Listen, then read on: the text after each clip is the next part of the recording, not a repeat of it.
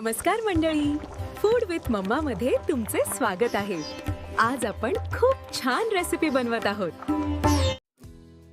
थाळी तयार आहे आता. महान मानवाच्या प्रतिमेला त्रिवार अभिवादन. तुम्ही पण ही अशी थाळी या जयंतीला नक्की बनवा. दूध छान उकळलेलं आहे, तर यामध्ये मी ही जी आपण शेवाळ्या भाजून घेतल्या होत्या त्या टाकून घेतली मी सर्व.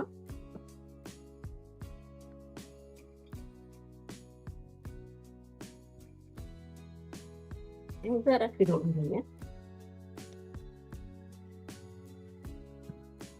आता याला लो गॅसवर एकदम 10 ते 15 मिनिटं छान शिजत घ्यायचं. म्हणजे आपली जी खीर आहे जरा चांगली दाटसर होते आणि खायला पण मस्त क्रीमी लागते.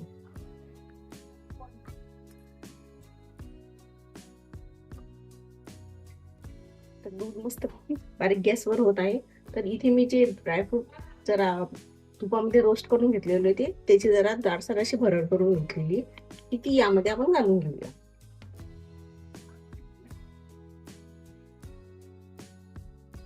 जरा मिक्स करून घेऊ. तुम्ही बघू शकता जरा खीर आपली दाटसर पण दिसतीये.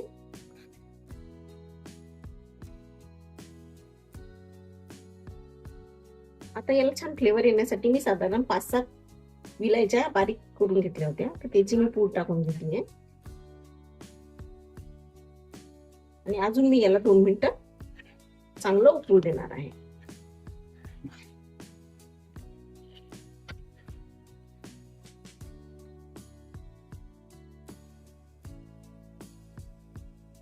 छान मस्त ठीक होते, खायला अप्रतिम लागते.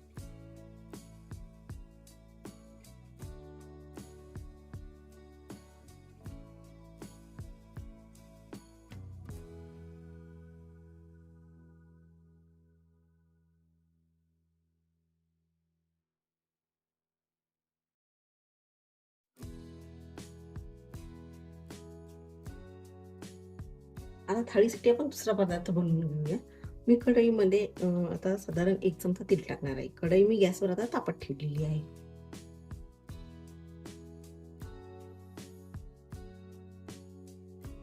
आता कढई तापलेली आहे, यामध्ये मी साधारण 1 मोठा चमच तेल घालून घेते.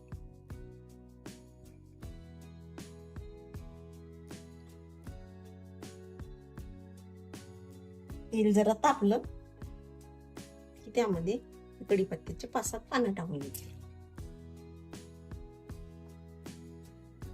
आता यामध्ये फेटलेला आहे लसूण घालून घ्यायचा.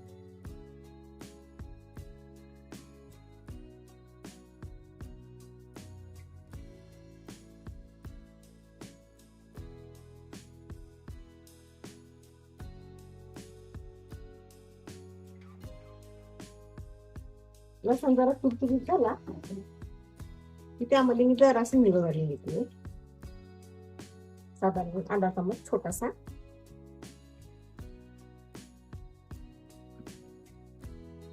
आता यामध्ये 1 चमचा जिरं घालून घेतली मी. जिरं चांगलं तडतडू द्यायचंय.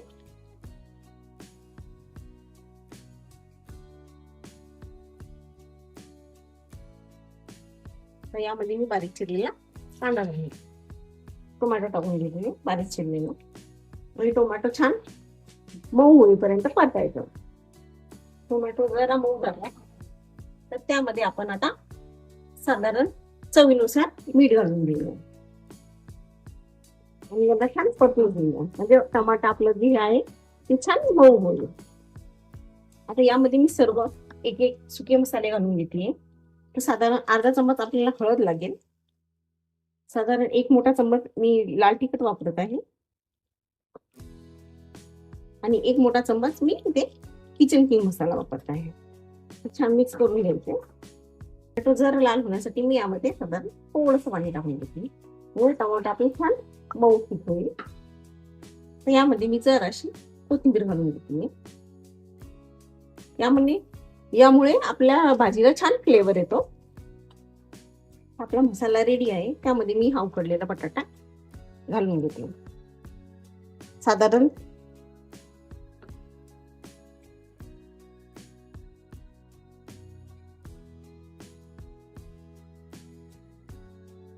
जरा परतून घ्यायचंय, म्हणजे बटाट्याला छान फ्लेवर येतो. तर यामध्ये मी जरा रस्स्यासाठी पाणी घालून घेतली. याला छान मस्त उकळू देऊया आपण. तर भाजीला छान उकळी येते, मस्त आपली चुचुलीत अशी भाजी बनती रस्स्याची. तर यामध्ये मी बारीक चिरलेली कोथिंबीर घालून घेतली फ्रेश. यांनी छान फ्लेवर इन्हान्स होतो आपल्या भाजीचा. त्यासाठी मी पीठ मळून ठेवलेलं आहे. तर साधारण आहे या पद्धतीचं मळायचं, म्हणजे जास्त असं घट्ट पण नाही आणि जास्त एकदम पतलंही नाही बनायचंय. ठीक आहे, या पद्धतीने मळून घ्यायचंय. आता आपण तेल कढईत तापत ठेवूया. आता कढईमध्ये मी साधारण 3 मोठे चम्मच तेल टाकून घेतलीये, म्हणजे आपल्या पुऱ्या तळण्यात आपल्याला जास्त त्रास होणार नाही. तुम्ही जर कमी तेल टाकलं तर पुरी काय होते, तेल ओढून घेते आणि ती तेलकट बनते.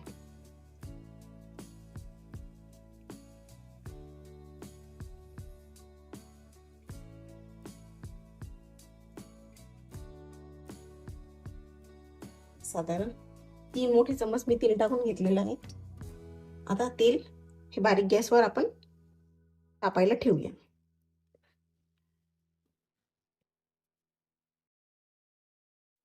मी आता इथे एक छोटासा गोळा काढून घेतलीये पिठाचा, साधारण एवढा. या पद्धतीने जरा गोल करून घ्यायचा आहे.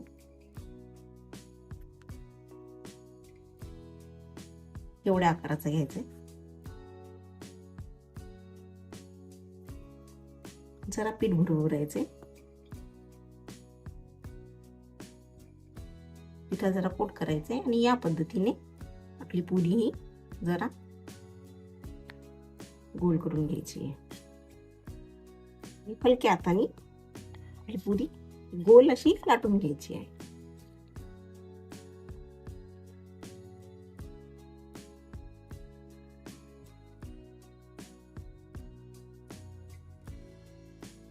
तर या पद्धतीने आपली पुरी लाटून घ्यायची. जास्त जाड पण नाही आणि जास्त पातळही नाही. याच पद्धतीने मी अजून 2-3 पुऱ्या करून घेतली. सेम या आकाराचा गोळा घ्यायचा आहे पिठाचा. छान असं राऊंड करायचं या पद्धतीने. जरा पिठात बुडवायचं आहे. जास्त पीठही नाही लावायचं, म्हणजे कसं आपण जर तेलामध्ये पुरी टाकली तर सर्व तेल खराब होतं या पिठामुळे. त्यामुळे कमीच प्रमाणात आपण पीठ लावायचे आणि या पद्धतीने हलक्या हाताने ही पुरी लाटून घ्यायची आहे.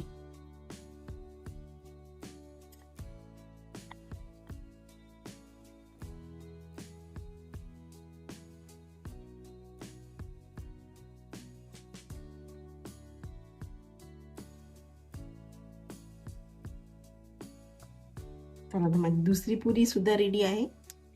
आता आपण तळायला सुरुवात करूया.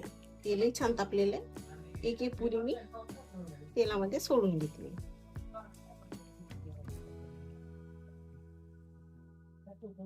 या पद्धतीने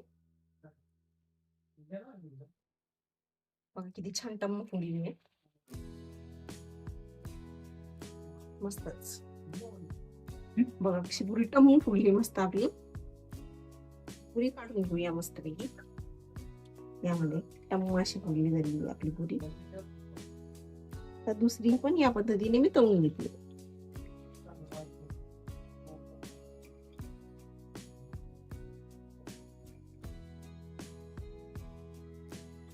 तळण्याचं काम जरा आरामातच करायचंय. मस्तच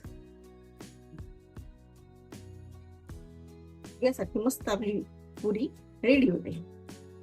याच पद्धतीने मी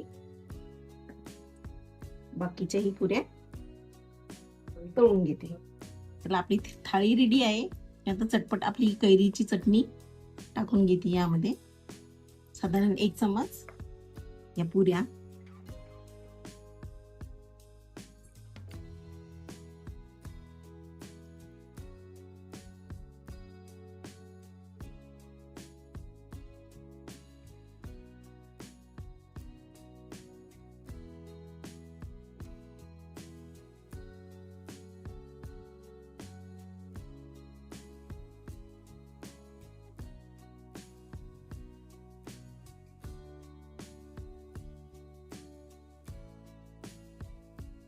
आता खीर पण मस्तपैकी काढून घेऊया.